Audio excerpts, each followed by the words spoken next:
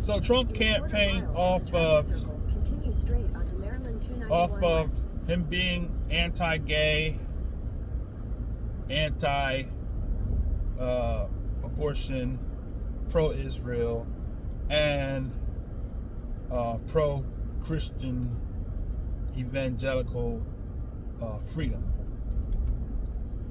And Obama messed up, and he set the stage because when under his administration,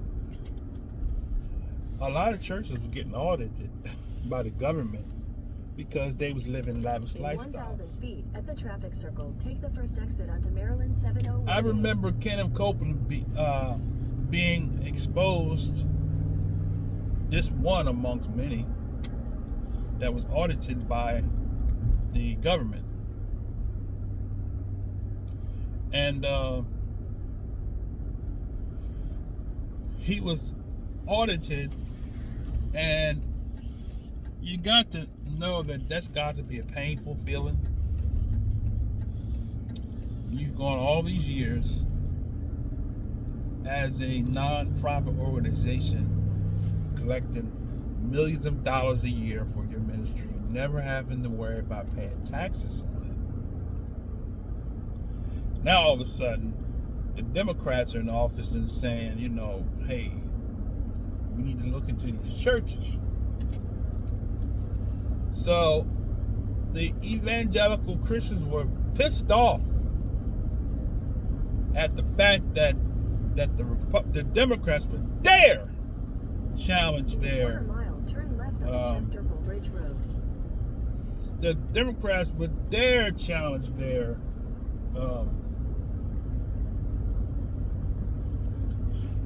churches. Audit.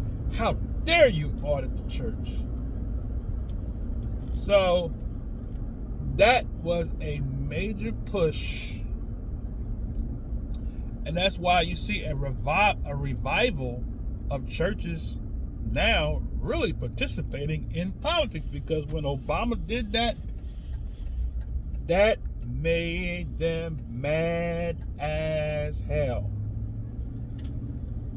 So they said never again. So that was a push to get Trump in office.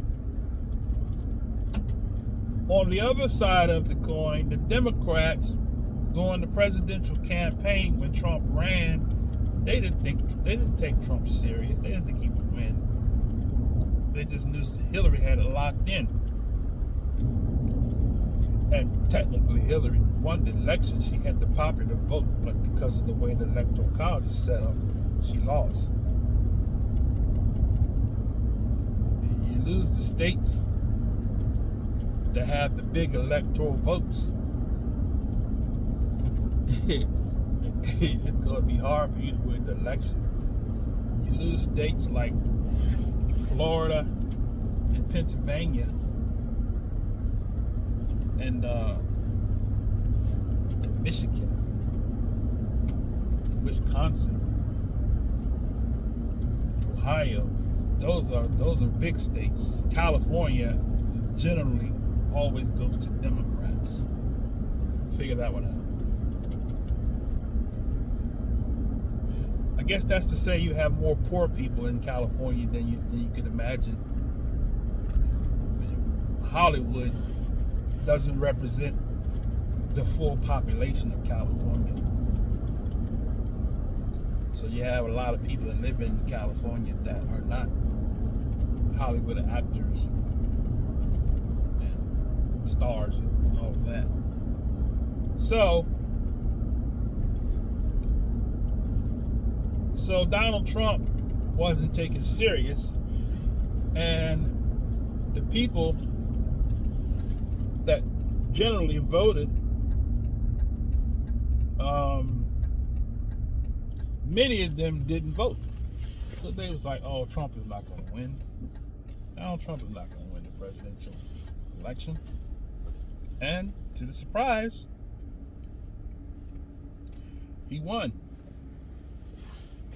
I mean, seriously speaking, I thought Trump was crazy, as many people did.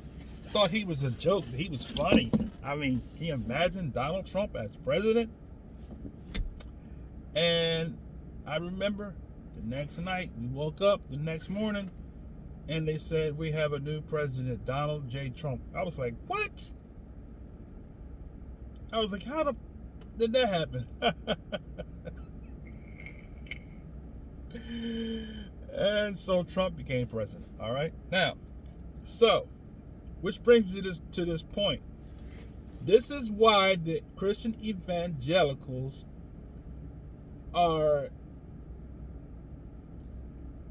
what am I trying to say? I was getting ready to say pushing the narrative, but something else came to my mind. The reason why the Christian evangelicals are so pro-Trump is because of their religious belief, and they see him as being a protection against the government meddling in their finances in the churches. That's the major reason behind that. Because you have a lot of churches that are millionaires, a lot of pastors that are millionaires, multi-millionaires, and they don't want the government meddling in their finances. So you have people like Kenneth Copeland, Paula White.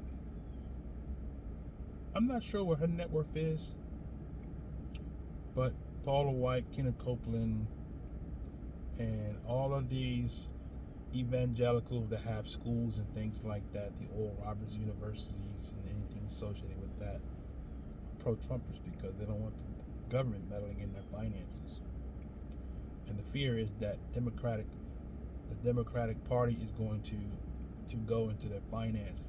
And they say, well, the Democrats want to shut the churches down. It's not that they want to shut the churches down. They want to make sure that the churches that are claiming status of nonprofit is really nonprofit. Because you could start a church and say you're nonprofit and raise all kinds of money and be tax exempt and be a multi-millionaire. And the Democrats say, we ain't having it. Y'all not going to pass no churches and be millionaires and be tax exempt. You're going to pay taxes. We're going to audit these churches, and we find out that you're profiting from having a church status, then we're going to tax you. That's the fear.